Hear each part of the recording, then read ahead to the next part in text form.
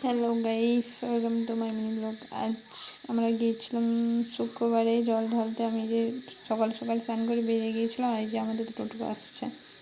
আর এই যে দেখো আমাকে কেমন লাগছে। আমার মাথা যন্ত্রণা হয়, এই জন্য চশমা পড়েছি। দেখো আমাকে কেমন লাগছে একটু জানিও সবাই। আর আমরা এই বেরিয়ে পড়েছিলাম, আর এই যে আমার মা ওখানে ধারে বসে আছে। এই যে দেখো কে কে যাচ্ছে, আমরা দেখিয়ে দিলাম সবাইকে। এই যে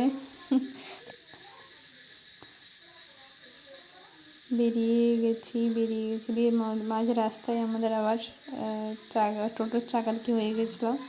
দিয়ে আমরা সবাই নেমে দাঁড়িয়েছিলাম। তারপরে আমার বোনটাকে বলছে একটু হাই করে দে, সে হাই করছে। আর আমাকে এখানে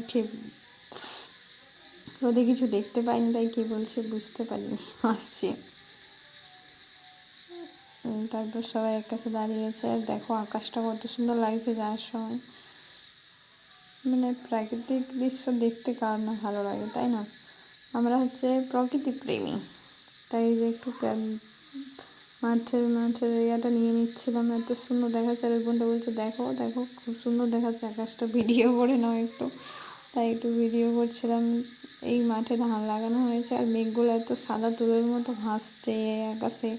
তারই মধ্যে আমরা পৌঁছে গেছি রসকুন্ডু বসন্তরায়ের মন্দির, যেখানে আমরা জল ঢালতে গিয়েছিলাম। তারপর আমাদের টোটোওয়ালাকে বলে 30 টাকা দিতে হবে। টোটো রেখে আমরা হাঁটতে হাঁটতে পৌঁছে গেলাম। এই যে দেখো শিবের ঠাকুরের মন্দির, জয় বলো বাবা। এখানে দেখো কত লোক, এখানে কত ভিড়। এখানে সব দিনই ভিড় হয়, মানে যেদিন যেদিন জল ঢালা হয় শ্রাবণ মাসে, সেদিন ভিড় হয় এখানে এই মন্দিরে।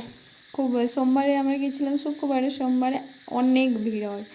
আর এই যে আমরা অনেক ভাবেছিলাম প্রণামী সেবা খাটবো, তাই আমরা চলে গিয়েছিলাম একবার ব্যাগ ট্যাগ রেখে দিয়ে একবারে পুকুরকে চলে গেছিলাম। আর সেরকম ক্লিপ নেওয়া হয়নি। আর এই যে আমরা এখানে দাঁড়িয়েছিলাম যাবো বলে, সবাই ঠিক করছিল কে যাবে না যাবে। দেখো কত লোক। আর দাদুটাকে আমি তাকাচ্ছিল দেখলে আমার দিকে, আমি ভিডিও করছি। আর তারপর স্নান টান করে যে ঠাকুরের মাথায় মানে শিবের মাথায় একটু জল ঢেলে দিলাম। আর এই যে এক কাকিমাটাকে বলেছিলাম ভিডিও করতে, সে ভিডিও করেছে। এই যে এখানে আমি আর বোনে জল ঢালছিলাম। মানে এত ভেজাল, ওখানে ঠেলাঠেলি করে জল ঢালা হচ্ছে, মানে বেশ বুঝতে পারছো। আর এই যেখানে আমাদের জল ঢালা হয়ে গেছে, আমাদের স্নান টান করে চেঞ্জ করে দাঁড়িয়েছিলাম। আর এই জন্য একটু ভিডিওটা নিয়ে নিলাম। মন্দিরটা এত সুন্দর লাগছে। আর তারপর খাওয়া দাওয়া করে দুটো আইসক্রিম নিয়েছিলাম আমি আর ওই বোনটাই খাওয়ার জন্য। তো সেটাই ছাড়িয়ে বলছে দাঁড়াও আগে ছাড়িয়ে নিই তারপর চয়েস করবো। দিয়ে তারপর চয়েস করে নিলাম। ভালো সব আইসক্রিমটা ভালো লাগেনি খেতে, একবারে বাজে ফ্লেভার, স্ট্রবেরি ফ্লেভারের ছিল। দিয়ে আমরা দুজন আইসক্রিমটা খেতে খেতে যেখানে সবাই ছিল সেখানকে চলে গেলাম। মন্দিরটার 8 সাড়ে 8-এর কাছে আর কি, মানে সবাই বসেছিল। তারপরে আমাদের আইসক্রিম খাওয়া যেত। আমরা গিয়েছিলাম মেলা, ওখানে সারা বছর দোকান বসেই থাকে। তো এগুলো একটু দেখতে গিয়েছিলাম। এত দাম ওখানে, প্রচুর দাম প্রত্যেকটা জিনিসের। আর এই যে দেখো আমার মা, কাকিমা, মাইমা সবাই ওখানে একটা করে প্রদীপ কিনেছে। মানে মহিলা মানে ওরা কি ঠাকুরের জিনিসপত্র কিনবে, আর আমরা সাজার জিনিস কিনি। আর এই যে দেখো সবাই মিলে এত ভিড় দোকানগুলোতে।